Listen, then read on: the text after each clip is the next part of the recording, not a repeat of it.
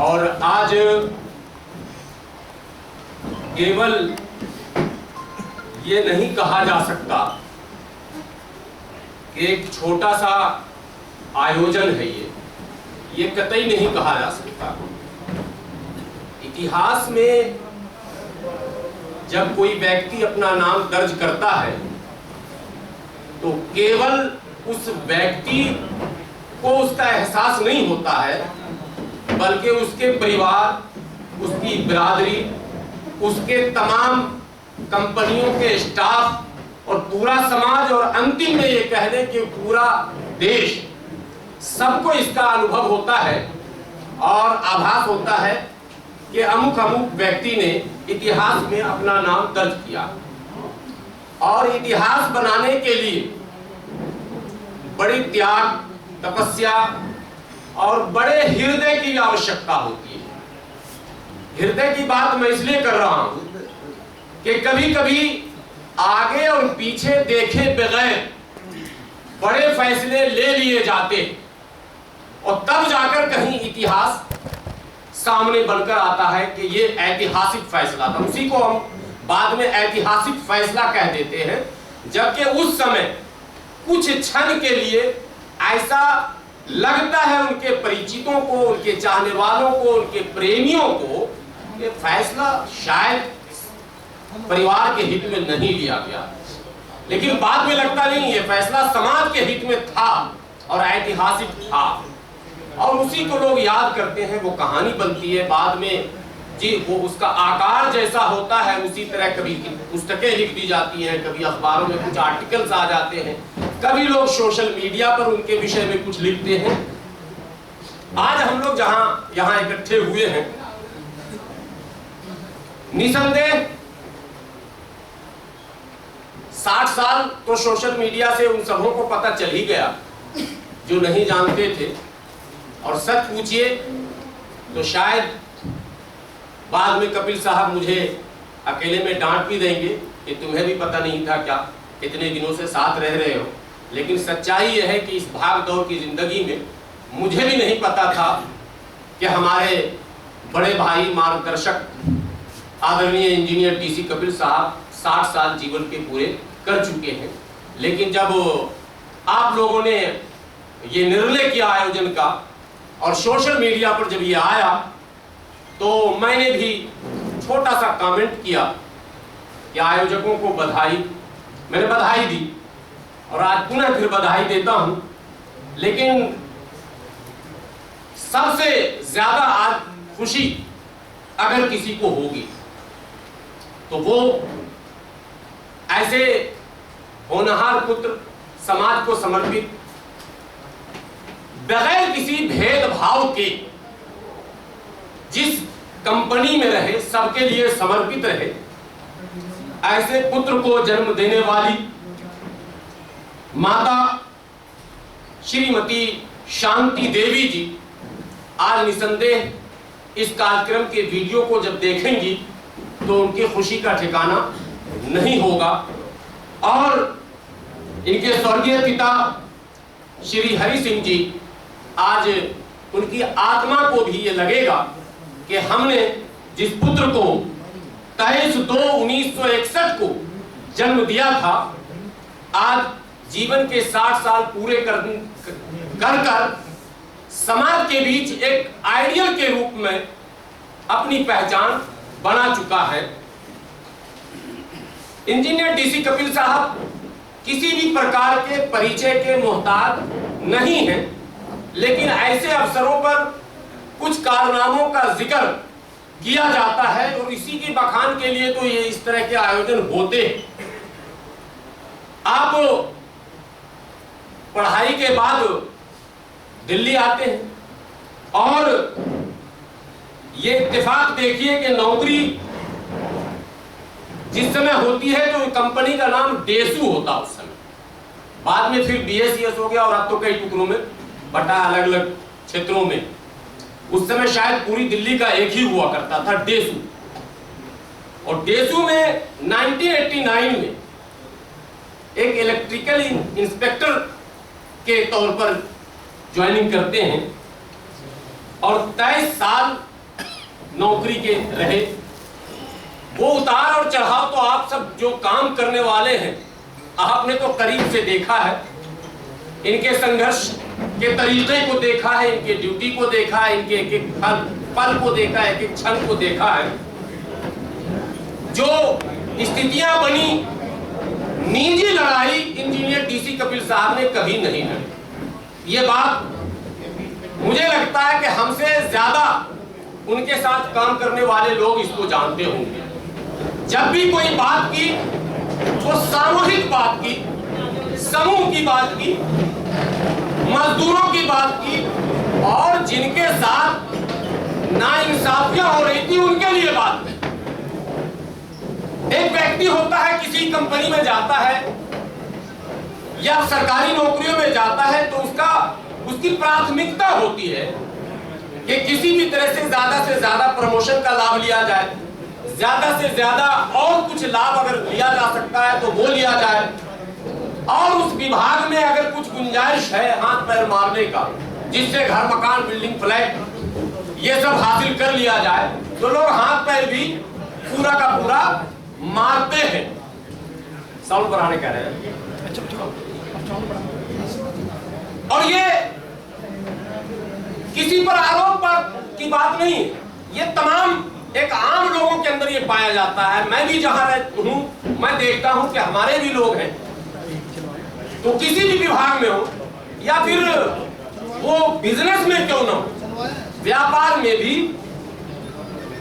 पहली प्राथमिकता लोग स्वयं को देते हैं, फिर परिवार को देते हैं, उसके बाद ही किसी और की बात करते हैं। लेकिन मैं ये कह सकता हूं, और आप लोग भली भांति इसको जानते हैं, कि इंजीनियर डीसी कपिल साहब ने इतनी अच्छी और आरामदेह नौकरी में रहते हुए भी अपने व्यक्तिगत स्वार्थ की तिलांजलि देते हुए हमेशा अपने तमाम साथियों के लिए, अपने जूनियरों के लिए, अपने सीनियरों के लिए, अपने साथियों के लिए, अपने समाज के लिए हमेशा लड़ाई लड़ी, उनके अधिकार के लिए संघर्ष किया, और उस संघर्ष के क्रम में कई बार कठिनाइयों का सामना करना पड़ा। उस कठिनाइयों यानी चुनौतीपूर्ण कठिनाई कह सकते हैं आप। देखिए, कुछ व्यक्तिगत जीवन होता है जिसको सबके साथ शेयर नहीं किया जा सकता, लेकिन मेरा मानना है कि जो लोग इंजीनियर डीसी कपिल साहब के साथ बहुत ज्यादा जुड़े हुए होंगे, जो ज्यादा नजदीक होंगे, यानी पारिवारिक जिनका संबंध होगा, वो जरूर इस बात को कहेंगे कि चुनौतीपूर्ण और कठिनाईपूर्ण जीवन इंजीनियर डीसी कपिल साहब ने जिया है, लेकिन उसूलों से समझौता नहीं किया है, और कभी किसी अपने अधीन काम करने वालों का सौदा नहीं किया है, किसी के जीवन को अधर में नहीं लटकाया है। इस बात में कहीं कोई संदेह नहीं है। यह एक बड़ी उपलब्धि उनकी कही जा सकती है उनके विभाग में, और निसंदेह समाज को ऐसे लोगों की आवश्यकता आज भी है। ये कहा जा सकता है कि आज भी समाज जिन परिस्थितियों में जीता है, मुट्ठी भर लोग अगर वो नौकरियों में चले भी जाते हैं तो वो स्वयं का उद्धार तो कर सकते हैं, वो अपने परिवार का उद्धार तो कर सकते हैं, लेकिन अपने समाज का उद्धार नहीं कर पाते हैं। कहीं न कहीं वो अपने पारिवारिक और सांसारिक जीवन में उलझ कर रह जाते हैं। तो समाज को आज भी आवश्यकता ऐसे पुरुष की है कि वो लोग जो अपने निजी स्वार्थों को पीछे रखते हुए समाज के हितों को सर्वोपरि रखकर अपने नीतियों का निर्धारण करते हो, ऐसे लोगों को समाज आज भी सलाम करता है। समाज आज भी हृदय से उनका आभार प्रकट करता है। मैं अखिल भारतीय दलित मुस्लिम यूनाइटेड मोर्चा के राष्ट्रीय महासचिव होने के नाते और अपने आदरणीय अध्यक्ष आदरणीय इंजीनियर डीसी कपिल साहब, जो हमारे राष्ट्रीय अध्यक्ष भी है और मार्गदर्शक भी है, मैं मित्र कतई नहीं कह सकता, इसलिए कि मित्रता की आयु होती है। और आज तो ये बात साफ हो ही गई कि हमारे आदरणीय डीसी कपिल साहब 60 साल के हो चुके हैं, यानी 15 वर्षों का अभी गैप है। इसलिए मैं अपने आप को मित्र नहीं मानता हूं, बल्कि उनके अधीनस्थ उनके शिष्य के रूप में उनको आज भी मैं मार्गदर्शक मानता हूं। और एक बात मैं दावे के साथ कह सकता हूं कि तथागत बुद्ध ने, ईश्वर ने, अल्लाह ने, रब ने उनके अंदर नेतृत्व की क्षमता कूट कूट कर भर दी है। यह अलग बात है कि वो अवसर नहीं मिला है, वो अवसर नहीं मिला कि उनको अपने नेतृत्व क्षमता को उभार कर समाज को दिखाने का अवसर मिल जाता। अगर अवसर वो मिलता तो प्रयास हुआ, कोशिशें हुई, डिपार्टमेंट में रहे, इन्होंने लोहा मनवाया, परिस्थितियां जैसी भी बनी आप लोग भली भांति जानते हैं, कभी पीछे नहीं हटे। उसके बाद तमाम डिस्प्यूट के बाद जब पूरी तरह से समाज को समर्पित हो गए तो भी कई कार्यक्रम हुए। हमारे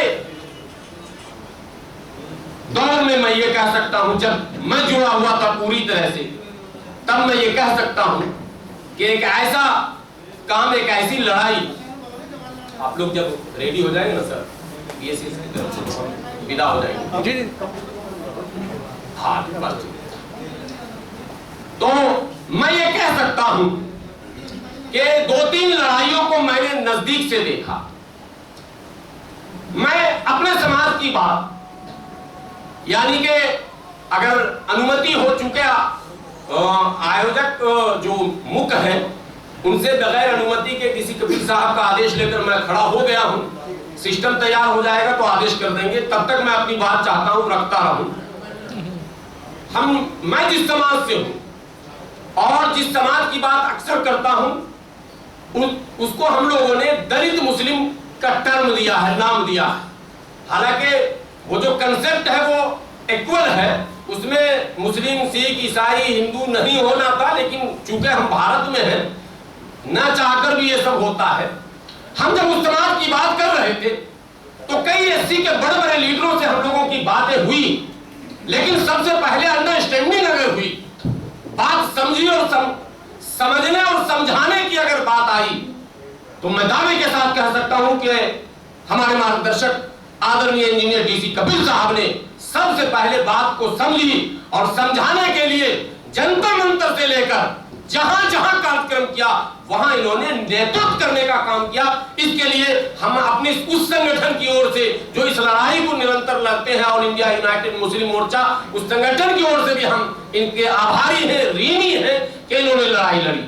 जब समाज की बात आई, देवली पहाड़ी में जो बातें आई, मैंने अपनी नजरों से देखा, अच्छे काम जाते हैं, परिस्थितियां अनुमति नहीं देती, लेकिन आप तमाम साथियों के सहयोग से, आप तमाम लोगों के हिम्मत देने से, नेतृत्व जिस प्रकार से होना चाहिए, मैं समझता हूं इंजीनियर डीसी कपिल साहब ने वैसा नेतृत्व दिया और जोरदार लड़ाई लड़ी गई और सरकार तक संदेश पहुंचाया गया। इसमें आप लोग सफल हुए, ये बहुत बड़ी बात रही। ये विभाग पर मैं इसलिए नहीं बोल रहा हूं कि विभागीय लोग तो है ही, वो तो अपनी बात रखेंगे, अपना अनुभव शेयर करेंगे।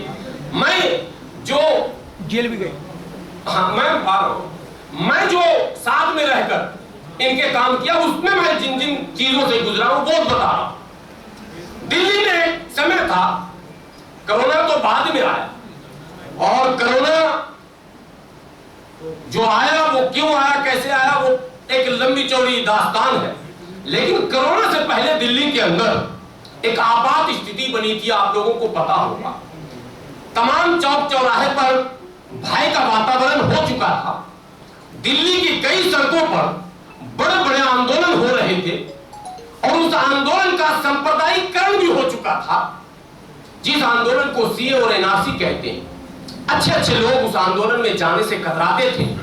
आईबी की नजर, पुलिस की नजर, इंटेलिजेंस की नजर, सबकी नजर थी।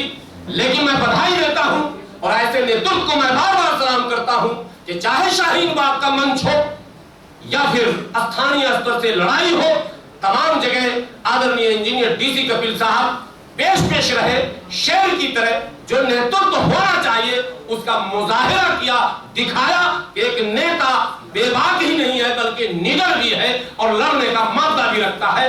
और आपको पता होना चाहिए कि उस सीएनआरसी की लड़ाई में आज उस क्षेत्र के कुछ लोग हैं, मौलाना भी आए हुए पीछे बैठ गए, मौलाना सत्तार साहब पीछे बैठ गए, यामीन भाई भी कहीं होंगे, वो सारे लोग हैं। उस समय की बात मैं कर रहा हूं, वो समय जो लग रहा था कि लोग बोलने से कतराते थे। आदरणीय इंजीनियर डीसी कपिल साहब उस लड़ाई को स्थानीय स्तर पर, मैं समझता हूं देवली पहाड़ी में उस तरह की भीड़ बहुत कम जमा हो पाई होगी, ऐतिहासिक भीड़ को जमा किया आप तमाम लोगों की मदद से, और तमाम पुलिस के माने इंटरफेयर के बावजूद भी एक कुशल नेतृत्व का मुजाहरा करते हुए जेल तो गए, लेकिन किसी कार्यकर्ता को कभी फंसने नहीं दिया। आपको पता होगा कि उन्होंने वो 5 बजे सुबह में पुलिस उठाती, डरने वाले नहीं। नेता उसी को कहते हैं जो नेतृत्व का अर्थ केवल ये नहीं है कि हम अच्छे वक्ता हो जाएं तो हम नेता हो जाएंगे, नहीं, कई और विशेषताओं का वो धनी अगर है, कई खूबियों का मालिक है, वो निडर भी है, निर्भीक भी है और तथ्यों पर बात रखने में निपुण भी है, तो नेतृत्व क्षमता मान लिया जाएगा। और अगर बात रखना जानता और डरना भी जानता है तो वो नेता नहीं हो सकता। मैं आज ये कह सकता हूं आपके सामने कि आदरणीय इंजीनियर डीसी कपिल साहब के अंदर वो तमाम विशेषताएं एक व्यक्ति के अंदर मौजूद है जो एक कुशल नेता, कुशल नेतृत्व कर्ता के अंदर होनी चाहिए, ये उनके अंदर मौजूद है, ये इसमें कहीं कोई संदेह नहीं है। इसलिए आप लोग बधाई के पात्र हैं जिन लोगों ने इस तरह के आयोजन किए हैं, जिन लोगों ने इसमें हिस्सा लिया है, जिन लोगों ने इस आयोजन में बढ़ चढ़कर हिस्सा लिया है, या जिसने इस तरह का प्रस्ताव दिया है, मैं समझता हूं उन्हें जितनी बधाई दी जाए कम है, वो बधाई के पात्र है। और निसंदेह उन्होंने एक सही फैसला लिया है, एक सही निर्णय किया है। आज इंजीनियर डीसी कपिल साहब से मैं बातों को आगे बढ़ाने से पहले अपने मार्गदर्शक, अपने नेता आदरणीय इंजीनियर डीसी कपिल साहब से आदर और सम्मान के साथ विनती करता हूं कि अब वो पीछे खड़े न रहे। अब आप आदरणीय इंजीनियर डीसी कपिल साहब, आदर और सम्मान से के साथ आपसे विनती करता हूं, आप कृपा कर मंच पर आए और आप तमाम लोग एक बार जोरदार तालियों से इनका स्वागत करें, जोरदार तालियों के साथ इसका स्वागत करें। आदरणीय इंजीनियर डीसी कपिल साहब आप आए और फिर आपके मार्गदर्शन में इस कार्यक्रम को हम लोग आगे बढ़ाएंगे। एक बार और जोरदार तालियों से स्वागत करें। आज के हीरो भी है, आज तो दुल्हाई है, आज तो दुल्हाई बनेंगे। अभी हम लोगों के ऐसे भी दूल्हा, देखिए दूल्हा को उर्दू में बोलते हैं नौशा, है ना, नौशा। नौ के मतलब 2 है, नौ के मतलब न्यू भी है, नया, और नौ के मतलब 9, 5 4 9 9। तो शाह के माने बादशाह, तो 9 बादशाहों वाली खूबी जिसके अंदर आ जाए उसको भी नौशाह कहते हैं। मैं तो कहता हूं 10 बादशाहों वाली खूबी लिए बैठ सकता, तो इसलिए आज तो है ही नौशाह, इसमें नो डाउट, कहीं कोई शक नहीं। तो मैं इसीलिए बार बार उन आयोजकों को इसलिए मैं बार बार बधाई देता हूं कि बड़ा अच्छा काम किया उन्होंने।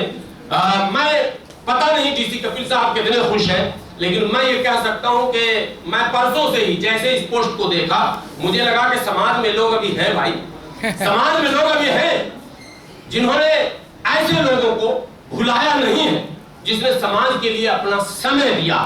मैं समझता हूं इनकी मिसेज भी यहाँ मौजूद है, इनके बच्चे भी यहाँ मौजूद है सारे।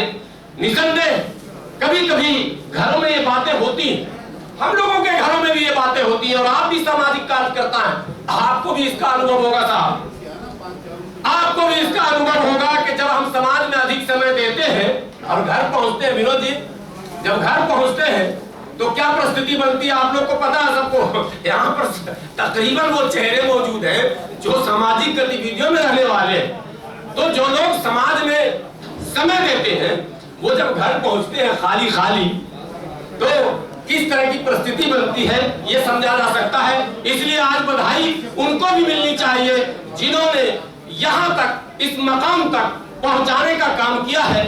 मेरी ओर से मैं दिल की गहराइयों से आज मिसेस डीसी कपिल साहब को भी बधाई देता हूं, और मैं ये जरूर कहूंगा कि जो कहावत बुजुर्गों का है, बड़ों का है कि एक कामयाब व्यक्ति के पीछे, हालांकि वो सब कहावत इस बार झूठा हो रहा है, लेकिन वो काल्पनिक है, ये झूठा हो रहा है, जो हो गया अचानक, ऐसा इस देश में होना नहीं था, क्योंकि बड़ों का कहा सब सच ही हो रहा है। इत्तेफाक से एक दो हो गया बीच में, समझ गए इशारे में, आपने नहीं बोलेंगे, आपने नहीं बोला। कोई कामयाब पुरुष के पीछे ये बड़ों का हमेशा कहना रहा कि एक कामयाब महिला का हाथ होता है। तो मैं ये कह सकता हूं कि आज आदरणीय डीसी कपिल साहब ने जीवन की जो यात्राएं की हैं, इन विषम और कठिन परिस्थितियों में संघर्षपूर्ण जीवन जो जिया है, इस संघर्ष में बराबर के भागीदार वो हैं और उनका सहयोग रहा है निसंदेह। बाकी अनुभव तो स्वयं जब आएंगे हमारे नेता तो खुद अनुभव रखेंगे आपके बीच। और ये संक्षेप सा परिचय था, एक कटु अनुभव था, मुझे ये अवसर मिल गया आज बोलने का, तो मेरे मन में ये बात आई, मैंने आदरणीय डीसी कपिल साहब से अनुमति मांगी कि मैं भी कुछ कहना चाहता हूं। इनका आदेश मिला और मैं खड़ा हो गया। मैंने एक बात जो कही है उस पर अभी भी अडिग हूं और अंतिम दम तक अडिग रहूंगा। कुछ लोग हमारे सर्कल में भी हैं जो कभी कभी फोन पर या व्हाट्सएप पे कहते हैं तुम्हारे दोस्त कैसे हैं डीसी कपिल साहब। मैं आज इतनी बड़ी महफिल में तमाम सम्मानित पढ़े लिखे अनुभवी और समाज सेवियों के बीच ये जरूर कह रहा हूं कि कतई मैं इन्हें कभी भी दोस्त की हैसियत से नहीं मानता हूं। मैंने हमेशा गार्जियन के रूप में माना है और आज इस बात को फिर ऐलानियत कर रहा हूं। ये मार्गदर्शक है, गार्जियन है, बड़े हैं, हमारे नेतृत्व करता है, इसलिए हम इनके अधीन रहने वालों में से हैं। दोस्त जो होता है वो बराबरी का होता है, मैं बराबरी का नहीं हूं कहीं से भी नहीं। ये बात मैं आज कहना चाह रहा था। अक्सर हमारे कुछ दोस्त रियल में जो हमारे कुछ दोस्त वो दोस्त हैं, वो कभी कभी पूछते हैं कि तुम्हारे दोस्त कैसे हैं डीसी कपिल साहब के बारे में। ये भी एक बात है कि लोग मानते हैं कि इनके संबंध अच्छे हैं, इनके संबंध अच्छे हैं तो इनसे ही खैरियत पूछी जाए।